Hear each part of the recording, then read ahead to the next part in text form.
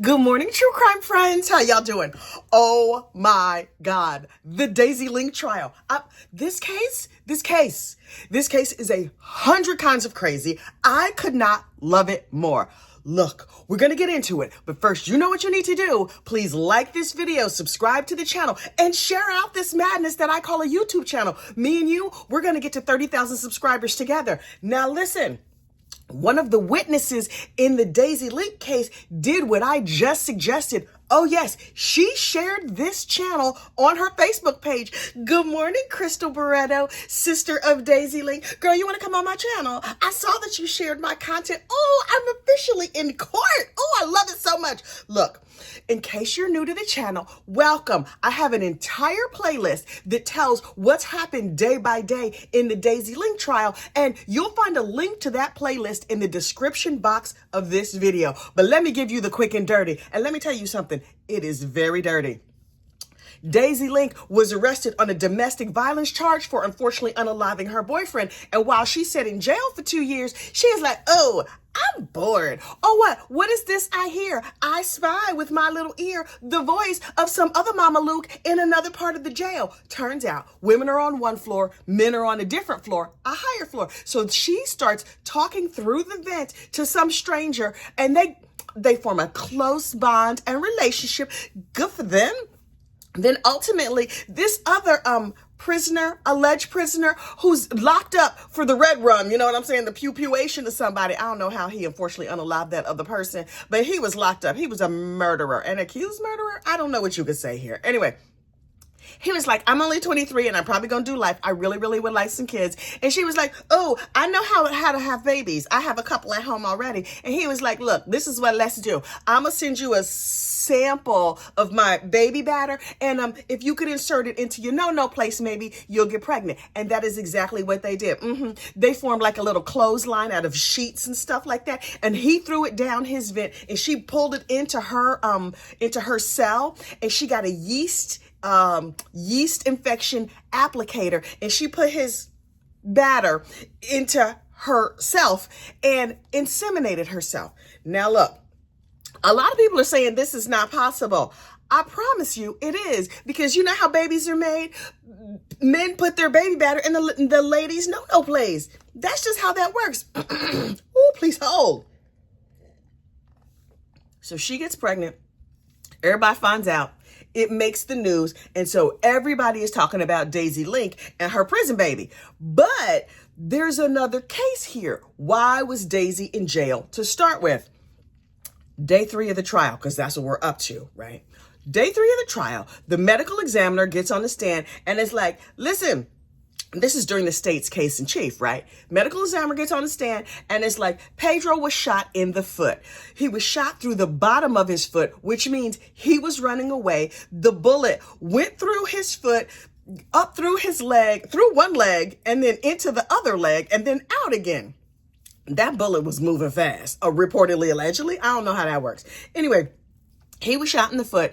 The bullet hit an artery. He bled out there on the scene. So the medical examiner was like, when I saw him, he was super duper dead. He had he had a tourniquet tied on his leg. Daisy tried to help. She tied a tourniquet on him after she shot him. What more do you want from a domestic violence victim? Anyway, he was the inmate was like, he had a tattoo that said Daisy. Ooh, love? Unclear. And then he said he had a healthy amount of cocaine in his system. What, do you mean a therapeutic amount or just like a whole bunch? I personally suspect he means a whole bunch. Pedro was super high at the time of this situation, but it was not just the cocaine. I don't think he was like an addict. Maybe he just enjoyed the smell of it. Unclear.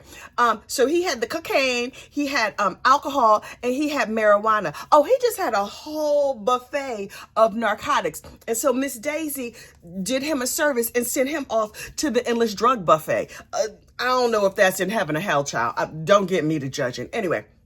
So next, this detective takes the stand, and the detective was like, Daisy was very defensive. Later, we find out why. And then they finally arrest Daisy. Now, Daisy was with the police for like 12, 15 hours. No sleep, no food, whatever. They were really quite rude to her, if you ask me. She is a DV victim. Yes, she shot that man, but he had it coming. In the words of the great philosopher, was it Bob Fosse? Whoever wrote the musical Chicago, he had it coming. He only has himself to blame. Anyway, because he was beating her behind on a regular basis, including but not limited to the fact that he pistol whipped her a couple of days before the shootation, right?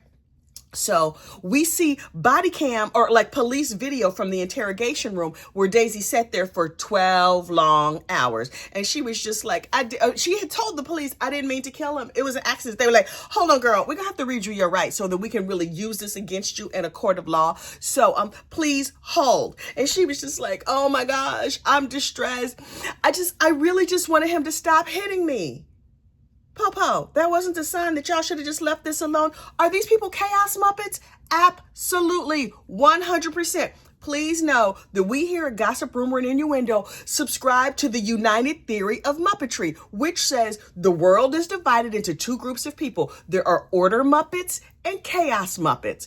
Daisy, Chaos Muppet. Me and you, okay, probably also Chaos Muppets if you're watching this madness, but not like the shootation type Chaos Muppets, just like regular, we can't find our keys type Chaos Muppets. You know what I'm saying? Anyway, in the police video, you see Daisy say, I killed him. I loved him. I loved him so much. I didn't mean to do it. And I'm like, right. And then the police detective goes on to say, Daisy threw a chair during the course of this investigation, while I was questioning her. After I had her locked up in a room for more than 12 hours, and reportedly, allegedly, was very rude to her. And I was like, okay, state, do y'all realize y'all are losing this case? Because I didn't know anything about Daisy's criminal case, and listening to, after just the opening statements, I was like, why are we here? How come y'all ain't give this girl give her 7 years and send her home? Give her 3 years and send her home. You see what the situation was, but okay, I'm not in charge of all that. Y'all about to blow this trial, and this woman gonna walk free. Okay. Anyway.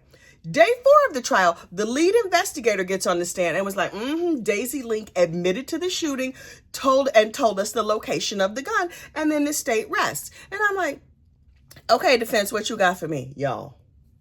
Miss Daisy, of the tribe of Chaos Muppets, apparently is from a whole family of Chaos Muppets. Now, are they crazy? Yes.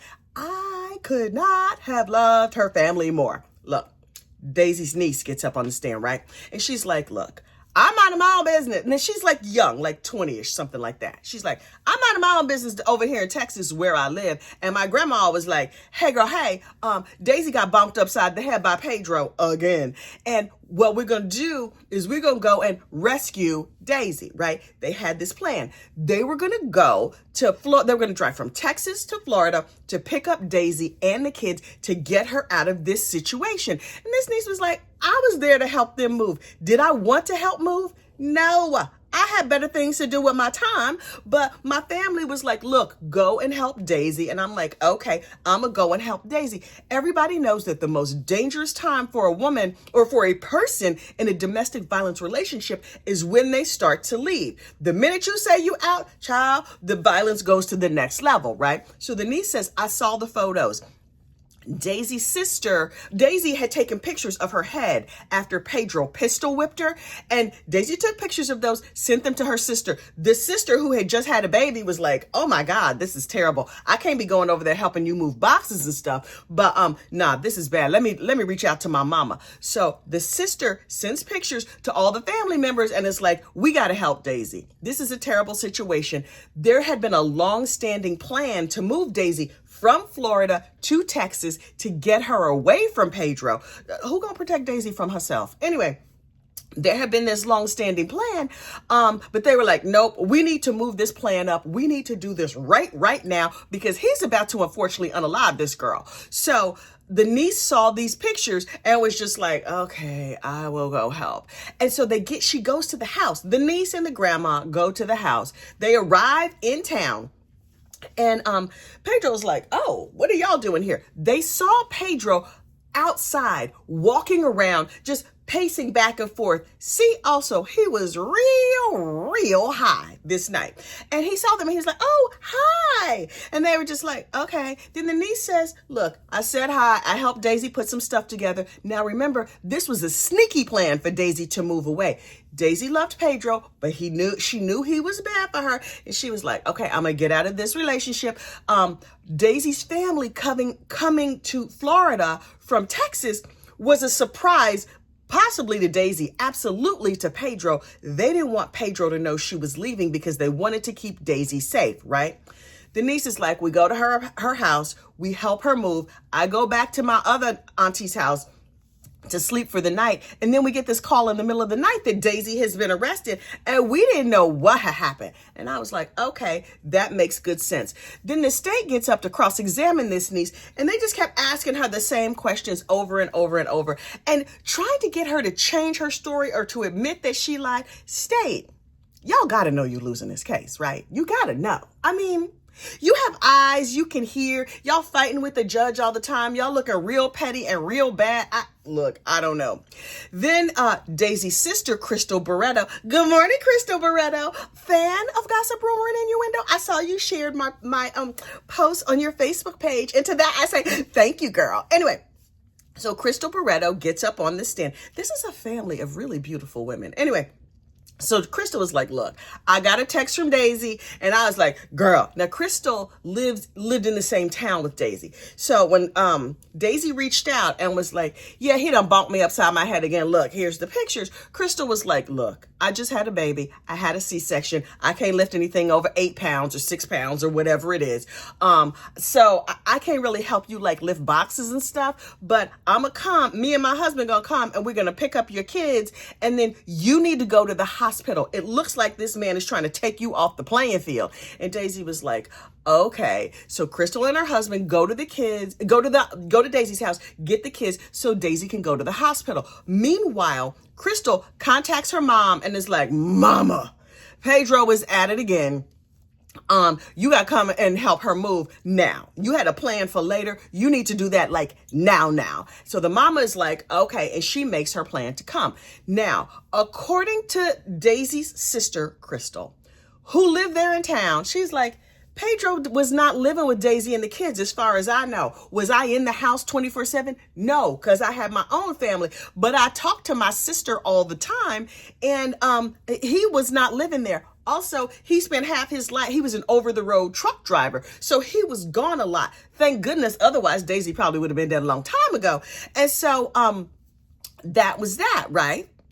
Now, according to the police, they say that Crystal had this spontaneous utterance where she said, if Pedro is dead, it's because Daisy killed them.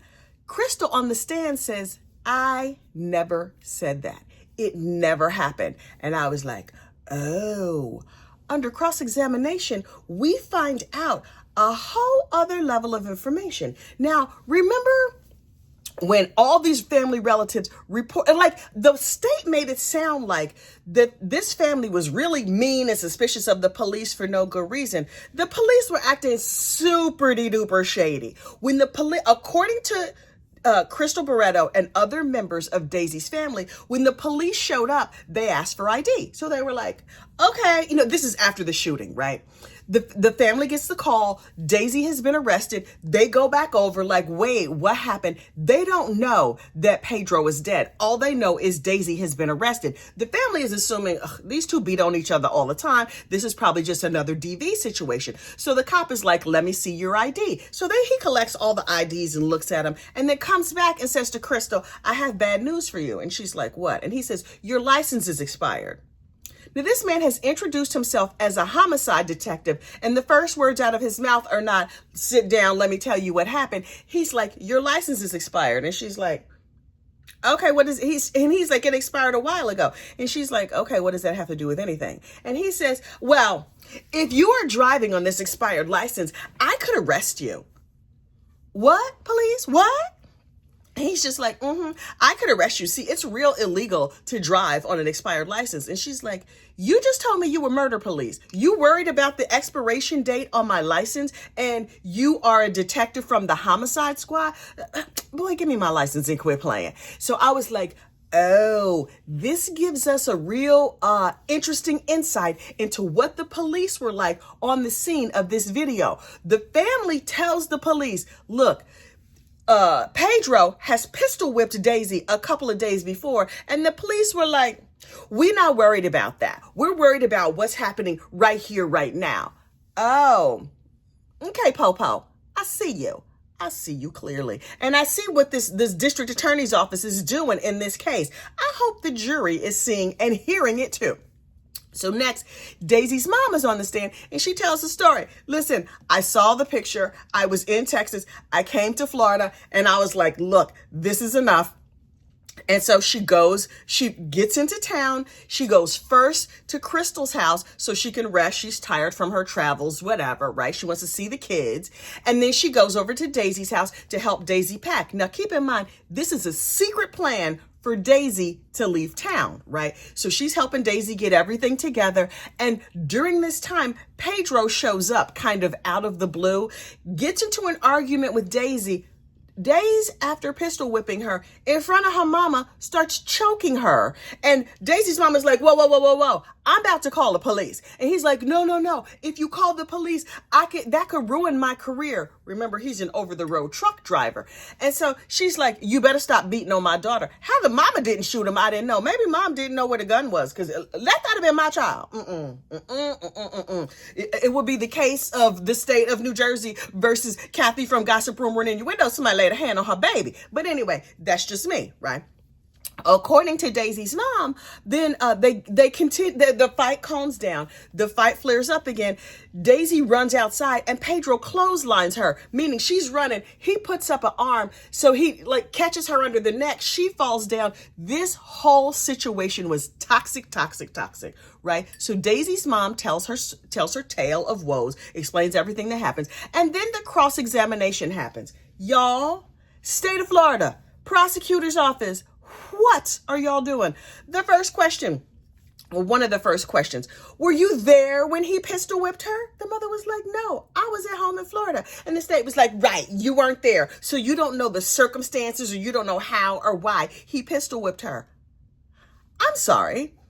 Is there a way or a reason or a circumstance under which pistol whipping another person is legal and permissible? What?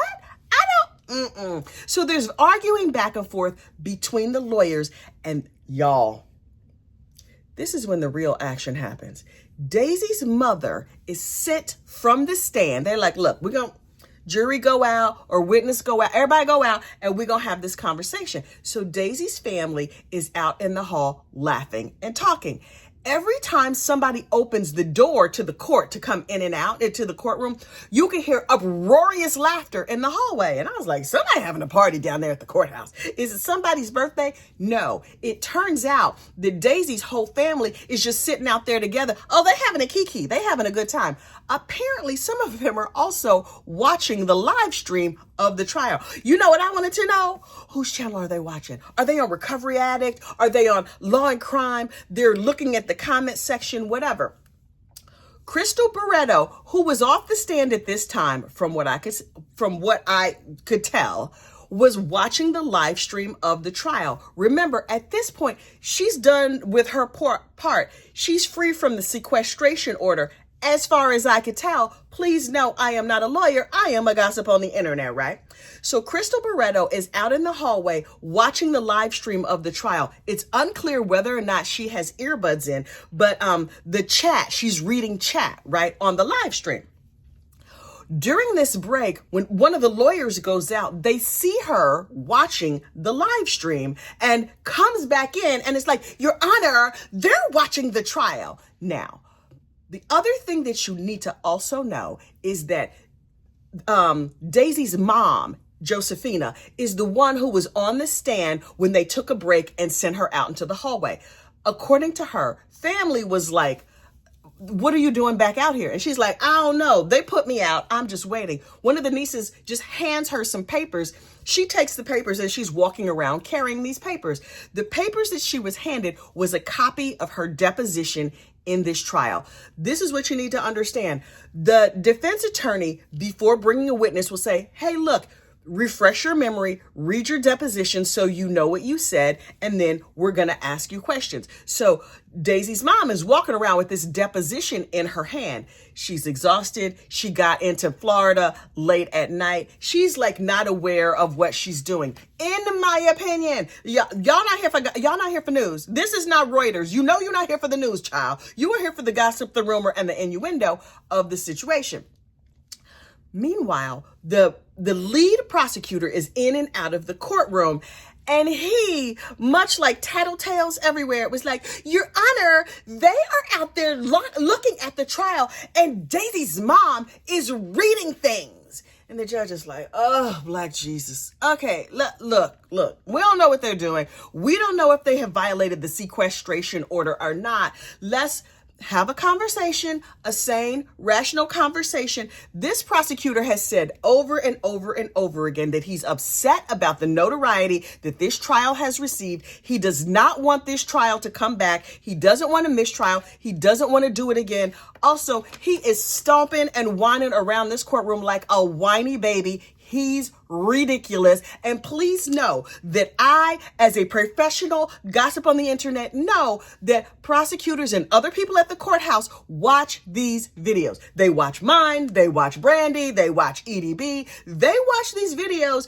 because it's about the trials that they're working on. And so they know what's going on. They see what's happening. And, this prosecutor cannot be pleased about the coverage that he is receiving because he is looking crazy, 100 kinds of crazy, right? People down at the prosecutor's office start looking at the Facebook page for Crystal Barretto, and they were like, hey, boy, hey, to this lead prosecutor.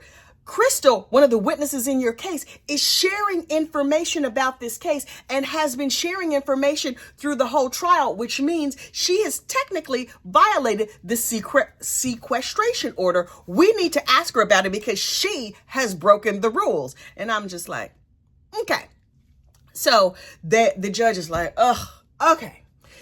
Haul these people back in here so I can ask them questions. So first they have Crystal's sister in, and the judge is like, hey girl, hey, listen, were you out in the trial? Were you out in the hallway watching the live stream? And she's like, wait, what? Huh? I don't know what you're talking about. The prosecutor is like, there's another lawyer who saw it. I know he saw it. He's in another courtroom, but I can have him in here. And he saw it. Sir, please stop having a tantrum. You look like a crazy person. Now, if they were truly watching the trial, you could come in and calmly explain to the judge your concerns. And please do not pout and stomp your feet and look like you are losing your ever-loving mind. Because that's what you look like right now. Are you always this whiny and ridiculous? Anyway, also, I don't think she should be watching the trial. But if she's free from the sequestration order, child, watch what you want to watch. So, according to Crystal Barretto, she was leaning on somebody else and she was looking at her phone, looking at Facebook, looking at other things after her testimony. And nobody knows if she had earbuds in or not. So was she hearing the commentary? Was she just watching the trial? Was she just reading the chat? Unclear. Crystal was like, look, because I am associated with this trial, people keep asking me about it. Things keep coming up on my feed. And so I just share out trial information on my Facebook. When I see information about my sister's trial, I just post it to my Facebook. I personally have done a complete investigation. And by complete investigation, I clicked around on Facebook a little bit. And Crystal Barretto has indeed been sharing articles and links to this trial, including, but not limited to, this channel. Gossip, rumor, and innuendo. Oh, y'all, that's how we know we've made it. Oh my God. Okay, I am part of actual court and actual case. My only regret is they don't specifically point out exactly which channel that Crystal shared, because I would very, very much enjoy that. But also, Had they done a deeper investigation, as in click the link, they would realize this ain't the news. Had they even seen the title of the channel, they would have been like, oh, was she just sharing stuff. Now, when I looked at Crystal's Facebook page, I saw where she shared my link to Daisy's first day of trial. She also shared some other news articles. When asked, she said, I didn't read or listen to these things. When something comes up, I just share it on my Facebook page so other people can get information, not me. That makes perfect sense to me. Now, is it true? Is it not true? I don't know. But the state has treated this family so poorly. And y'all know they chaos Muppets. Y'all see how they conduct themselves. What did you think was going to happen? Anyway, so then they bring in Daisy's mama and they're like, look, were you out here reading your deposition? And Daisy's mama was like, somebody handed me some papers. I'm just out here walking around. This whole trial is stressing me out. What you want from me? And I was like, 100 kinds of crazy. This trial rolls on today. Will the prosecutor continue to melt down? Will the defense continue to do an excellent job of defending Daisy? Now, does Daisy Link have good judgment? No, absolutely not. Did she illegally, unfortunately, unalive Pedro? In my opinion, no. Also, he had it coming. He only has himself to blame. Look, we will continue to follow this trial closely. We will also keep a very close eye on Crystal Barretto's Facebook page and the state prosecutor's attitude. In the meantime, I will see you next crime. Bye.